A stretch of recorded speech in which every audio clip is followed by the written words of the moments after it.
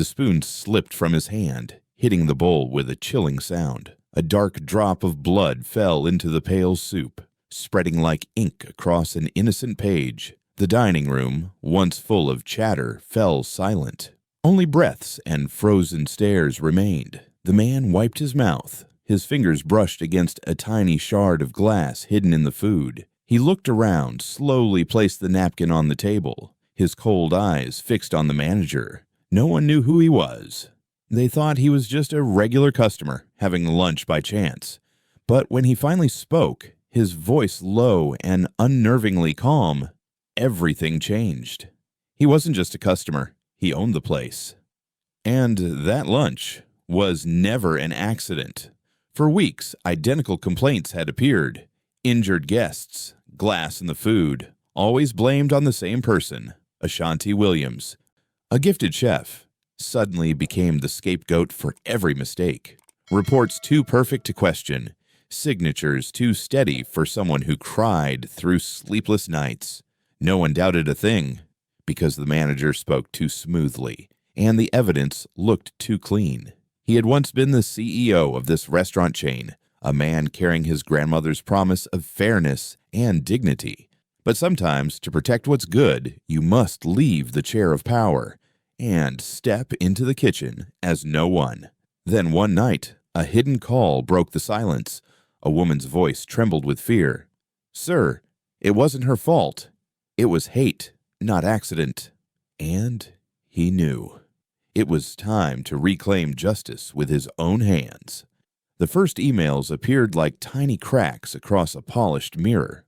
Customers complaining about glass in their food. Once, then twice, then 5 times within weeks. Each report looked eerily identical, all signed by the same person. Ashanti Williams, the black-head chef once honored for food safety. The notes were flawless. Wording precise. Timestamps perfectly aligned. Not a single mistake. Too perfect to be real. He opened every image file, every written statement. His eyes stopped on a familiar signature, trembling, unnatural. A setup. Someone wanted her gone. The phone rang in the silence of the night. A woman's voice came through, small, raspy, shaking in fear.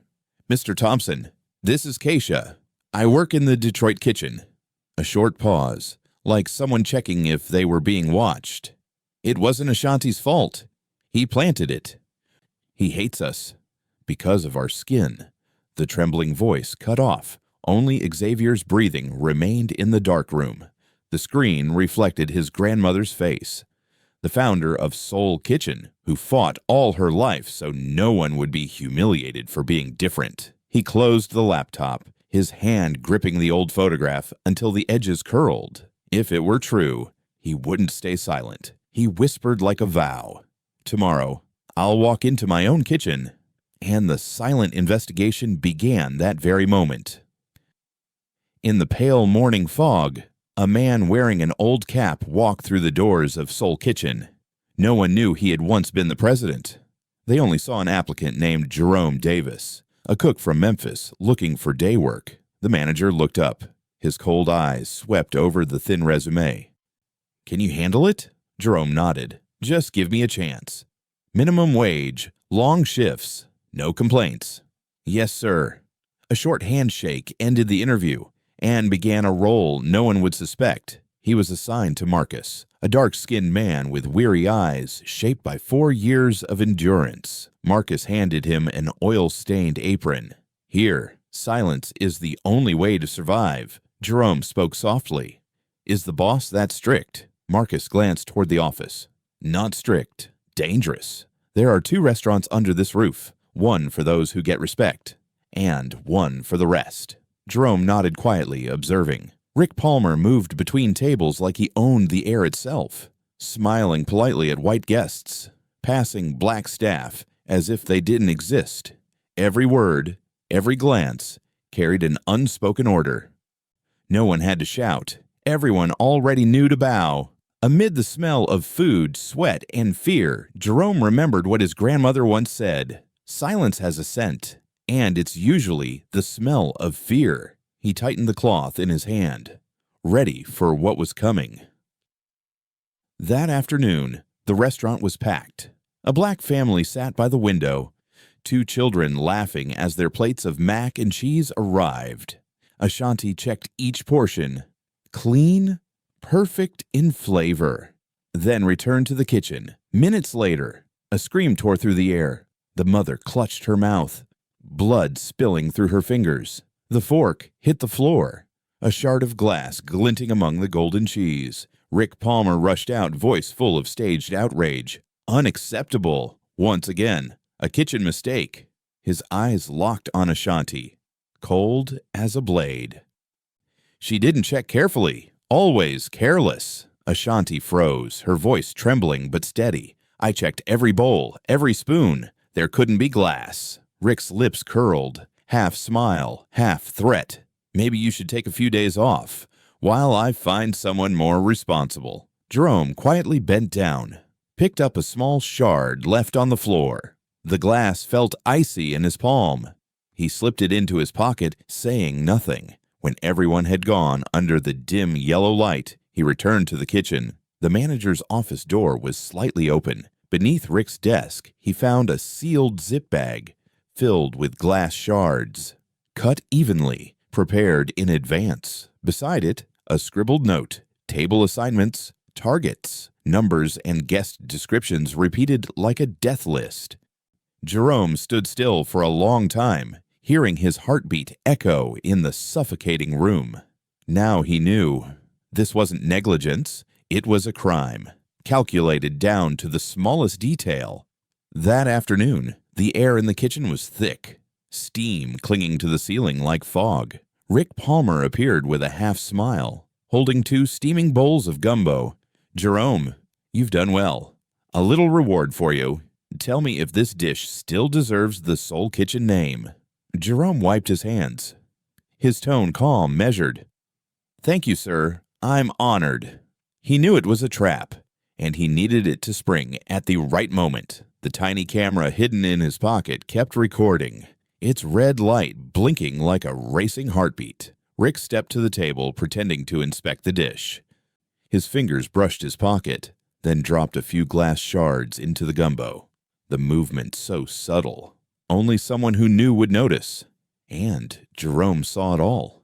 He stirred once, saw the faint glints beneath the thick broth. Rick stood beside him, eager, almost gleeful. So, looks good, right? Jerome lifted the spoon, took a deep breath, and tasted it. A faint crack echoed in his mind. Salt, spice, then pain.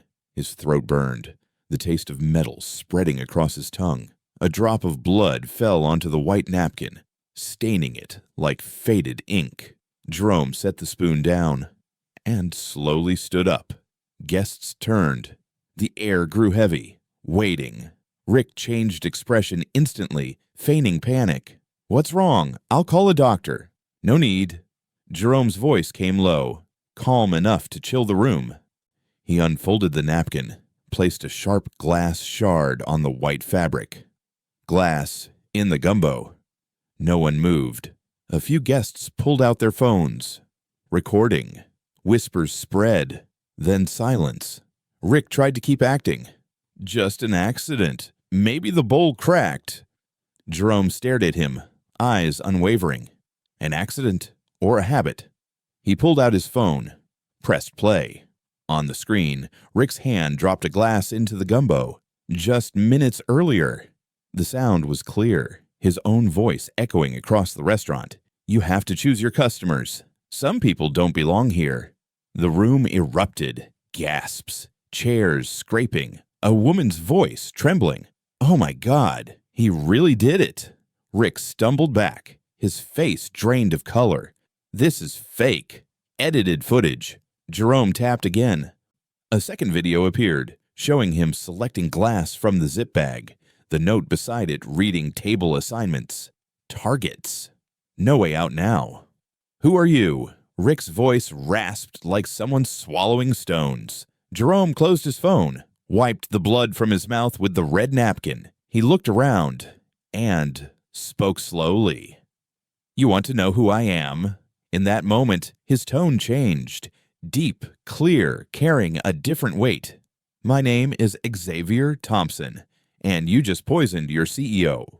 The room froze. Phones dropped, others lifted higher. Ashanti stood at the kitchen door, hands shaking. Marcus stepped forward, eyes wide in disbelief. Rick stammered, backing away. No, you're just a worker.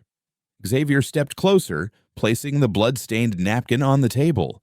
No, Rick, I'm the man who built this place. And you just turned it into the darkest stain in my history. Police sirens wailed in the distance. Red and blue lights flashing through the window, the restaurant fell silent. Every camera now aimed at him. Rick trembled, sweat running down his neck. You can't fire me. I have a contract. Xavier cut him off, voice calm but sharp as a blade. No, Rick, I'm not firing you. I'm handing you over to the police. Phones kept recording. Flashes flickered across the scene. In that silence, Xavier turned to the diners, his voice soft but carrying far. Thank you for witnessing this. Truth needs witnesses. He looked at Ashanti, then at the faces once bound by fear. Silence feeds the cruel. But today, silence ends. Blood still marked the white napkin. A shard of glass gleamed under the light. The final proof. In that moment, Soul Kitchen was no longer just a restaurant. It became the place where justice returned, through truth and unexpected courage. Night fell.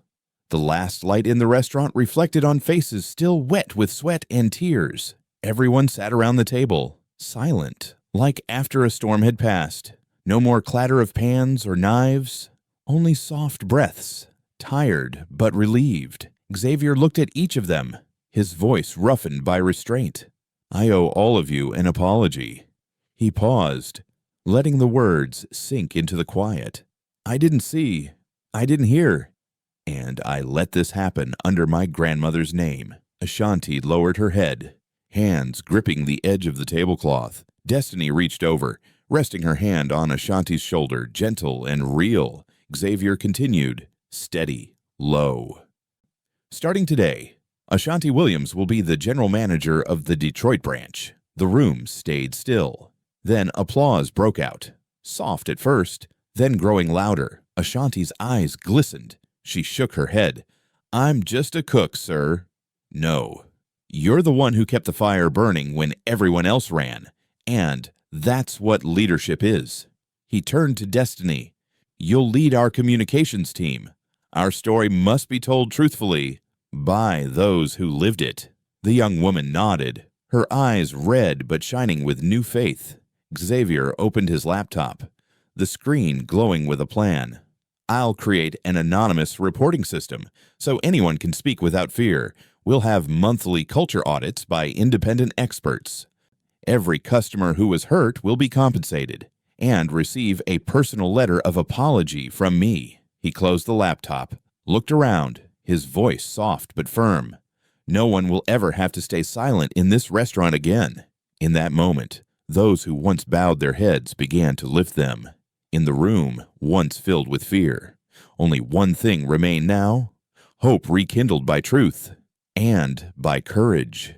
Months passed, and Soul Kitchen Detroit transformed like a quiet miracle. The walls, once stained with smoke, now carried paintings by local artists. Laughter filled the air. No tension, no fear. Customers returned. Online ratings rose to 4.8 stars. Revenue up 40%. But numbers were only a small part of the story. What truly returned was trust. Ashanti stood behind the counter, her apron new, her hands steady as she stirred the thick golden gumbo. The spice and scent of onions and pepper rose like the flavor of a new beginning. Marcus carried a tray to the front table, where a little girl sat with her mother. The child smiled widely as the steaming bowl was placed before her. Mama, the chef smiles now. Her mother nodded softly, eyes warm as they glanced toward the kitchen. Ashanti's smile reflected on the glass, gentle yet strong, like the journey she had survived. Xavier sat at the back table, quietly watching. He didn't need to be recognized. The way his staff treated their guests told him everything. Soul Kitchen had come back to life. He smiled as he overheard a shanty whisper to Marcus, "One bowl of gumbo, made with love, can heal an entire company." A deep, calm voice rose, like a message to everyone listening. If you see injustice at work, document it. If you witness something wrong, speak up, because silence only protects the side that's guilty.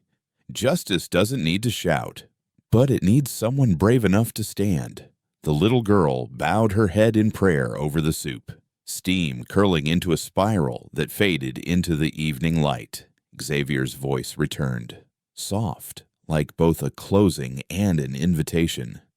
If you believe in justice and human dignity, like, share, and subscribe, because every action you take can reignite faith in the small world around you.